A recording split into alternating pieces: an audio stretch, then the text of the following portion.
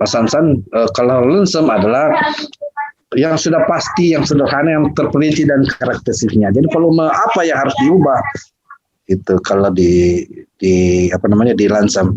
Jadi kecil kemungkinan tapi bisa ketika ruang lingkup atau keluaran tidak tercapai. Seperti yang saya sebutkan tadi, ada ruang operasi, ruang pengobatan, ada ruang pasien, gudang obat. Ketika tidak tercapai output itu, maka bisa dilakukan perubahan volume. Jadi kategori dapat, tapi kecil kemungkinan ada itu. Nah, pertamanya kemudian bagaimana kalau harga tetap dan ya harganya tidak tetap pasti dan tetap tidak ada penambahan apapun meskipun volume ada bertambah karena ini adalah kerugian sama pada penyedia ya, kerugian pada penyedia sendiri, resiko sama penyedia. Demikian begitu bunyinya Perpres dengan Permen PUPR 14 tahun 2020. Pak Nur? Ya, Pak. Mana Pak Sansan? Iya Pak, karena masih bingung Pak gitu ya. Kalau masih bingungnya di situ menyatakan harga yang pasti tetapi bisa berubah Pak. Yang dikatakan di Perpres itu harga yang pasti dan tetap, tapi kenapa bisa berubah? Berarti kalau begitu LS sama HS sama kalau gitu Pak. Kalau menurut saya gitu. Kalau misalkan LS bisa berubah volume, berarti berubah harga. Harga pasti berubah semua Pak. Kalau misalkan kita mengganti volume, karena di dalam RAB itu satu kesatuan kontrak. Kalau menurut saya satu kesatuan kontrak. Kalau seumpama di dalam RAB berubah, berarti kontrak pun akan berubah, harga pun akan berubah, karena tidak akan detail sama, pasti akan berubah. Ada komanya di belakang itu, misalkan 0,5, 0,1, itu kan pasti berubah Pak sebelum dibulatkan. Kalau menurut saya gitu Pak. Tapi ya mungkin Bapak yang lebih tahu gitu. Terima kasih Pak. Iya, Pak Sansan, perbedaan antara lensem dengan harga satuan itu volume harga satuan itu masih perkiraan Pak Sansan, meskipun tetap dicantumkan di kuantitas, yaitu di kuantitas, makanya dia masih perkiraan satuan. Sedangkan di lensem itu dia tidak ada kuantitas Pak Sansan, dia cuma output keluaran. Ya, dia cuma output dan keluaran. Umpamanya satu gedung pembangunannya ini, ya berarti apa outputnya dalam gedung atau dalam satu gedung ada berapa sekat, itu outputnya gitu. Tetap ada kemungkinan dilakukan perubahan volume. Yang penting output atau ruang lingkupnya tercapai. Seperti tadi pembangunan ruang kamar ya, sekat-sekat untuk operasi. Kalau tidak efisien, masih perlu lagi karena ada alat yang bertambah, masih perlu ditambah, ya ditambah saja itu sendiri. Karena akan dijelaskan sebenarnya pada saat menyusun spesifikasi teknis, Pak Johnson. Jadi makanya harus dipertegas di spesifikasi teknis dalam menyusun untuk lensem itu sendiri, sehingga ketika dia tidak kerjakan maka dia harus menambah umpamanya.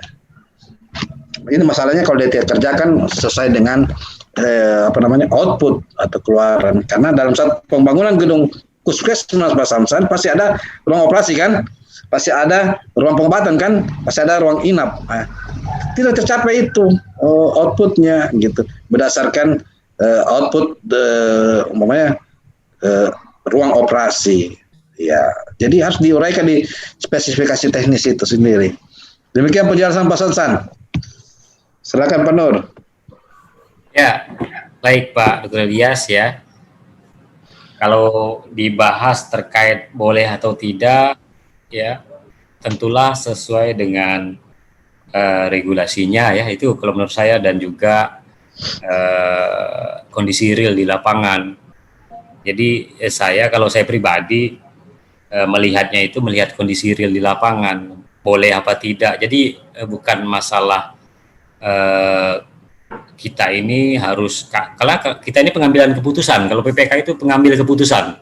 Jadi kalau ragu, kalau bimbang, tentulah akan berdampak ke terlambatnya pekerjaan ketika mengambil keputusan. Begitu. Jadi boleh apa tidak itu tergantung dari kondisi real di lapangan tadi, sesuai apa yang disampaikan Pak Dr. Ilyas. Ya. Ya, baik, mungkin yang rekan-rekan lain bisa juga raise hand menanyakan. Di sini ada Pak Riko, bisa berbagi juga pengalaman. Beliau ini PPK juga Pak Ilyas. Silakan Pak Riko. Pak Riko ini PPK paket-paket besar ini. Silakan Pak Ilyas terkait dengan inovasi SSKK, SSUK. Ya, silakan Pak Riko. Juga saran-sarannya Pak Riko. Wah, paket-paket besar kata Pak Nur, enggak lah.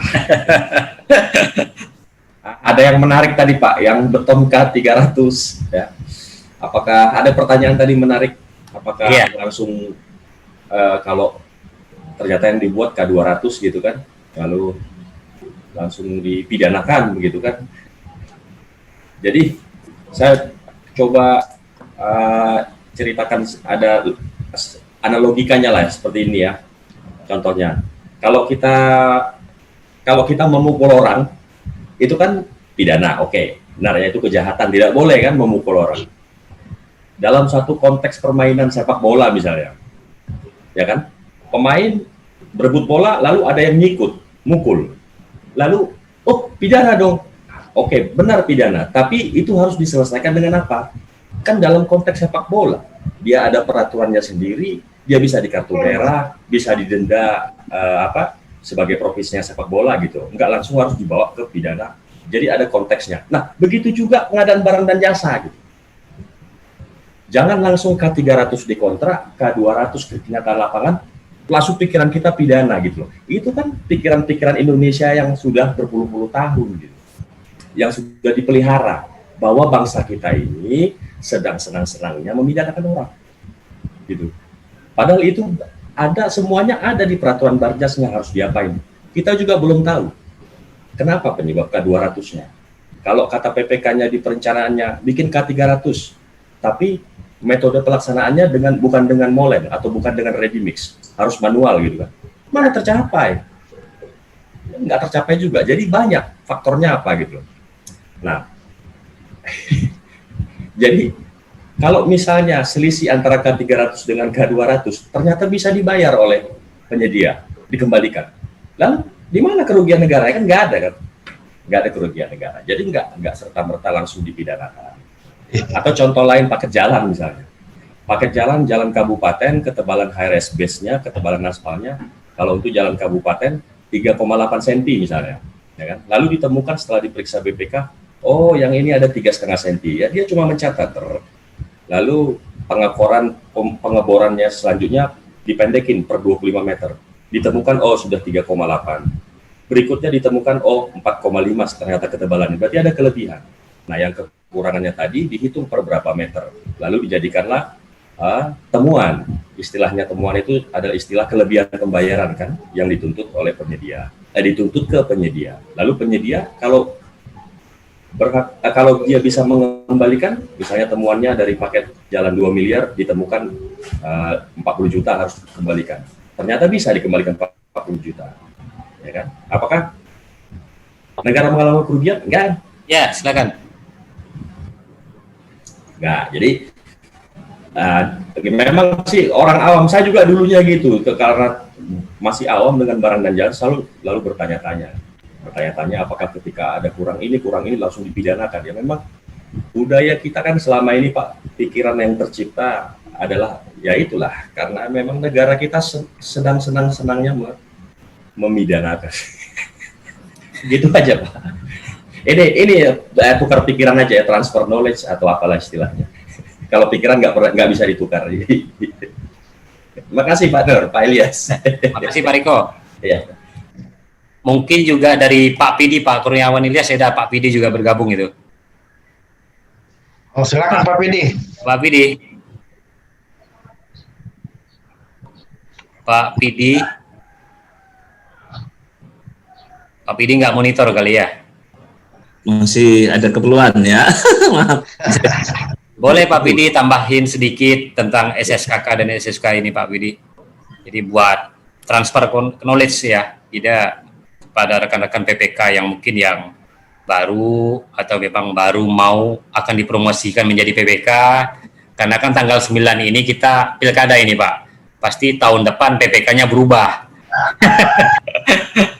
Ya betul Pak Riko ya. Itu perangkat daerah pasti berubah semua setelah pilkada. Makanya mungkin ada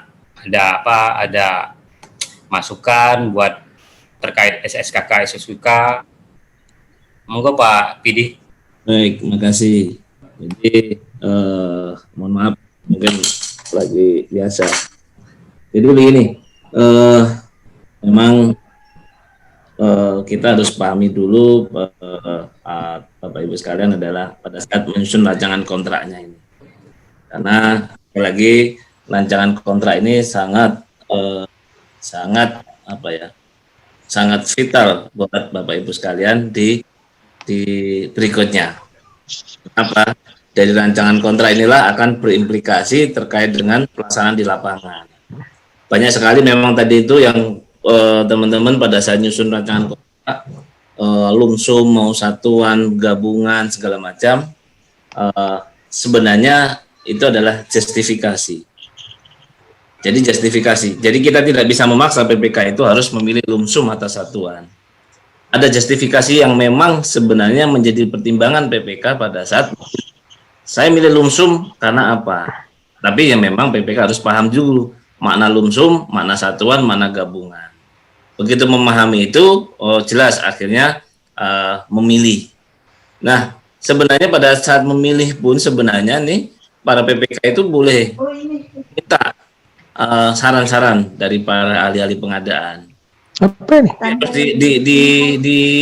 digambarkan jenis pekerjaannya apa. Kenapa? Dengan jenis pekerjaannya apa? Nanti kalau dengan kondisi begini, justifikasinya begini, paling efektif misalnya menggunakan kontrak apa kan begitu. Nah, seperti kalau kita baca-baca di dalam pengertian lumsum maupun satuan sudah jelas sebenarnya. Kalau lumsum misalnya adalah outputnya, keluarannya. Kalau keluarannya sudah jelas, yakin dan terperinci detailnya, ya sudah lumsum. Dan yakin tidak akan ada perubahan, kan begitu.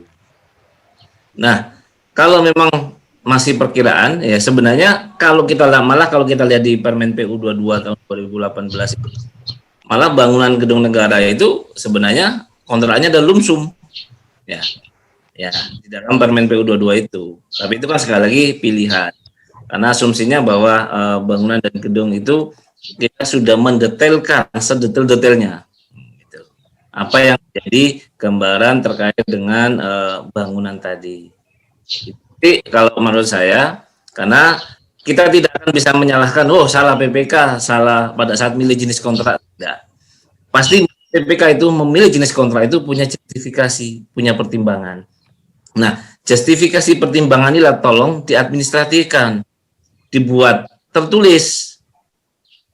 Ya, kalau sekarang masih ingat nih, begitu 3 tahun 4 tahun lupa. Jadi itu masih di dalam justifikasi teknis teman-teman PPK menyusun rancangan kontrak tadi. Kenapa saya milih lumsum? Kenapa kita milih satuan? Dengan berbagai pertimbangan. Karena saya ingat begitu pengalaman beberapa PPK ketika ditanyakan aparat hukum selalu ditanya, kenapa Bapak milih satuan? Kenapa Bapak milih lamsam? Nah, ini yang memang akan menjadi justifikasi. Tidak ada yang menyalahkan, Pak. Ketika kita PPK meyakini bahwa itu lumsum, ya sudah. Ketika PPK meyakini bahwa menggunakan harga satuan yang paling aman menurut PPK, ya. Itu intinya itu. Tapi kita harus maknai lagi pemahaman lumsum sama satuan tadi. Memang sampai sekarang pun memahami lumsum dan satuan itu sebenarnya adalah masih banyak orang yang berdebat gitu loh. Kalau saya berpikir lumsum ya kayak kita beli mobil sebenarnya. Beli mobil itu lumsum. Nah, lumsum apa? Outputnya udah jelas.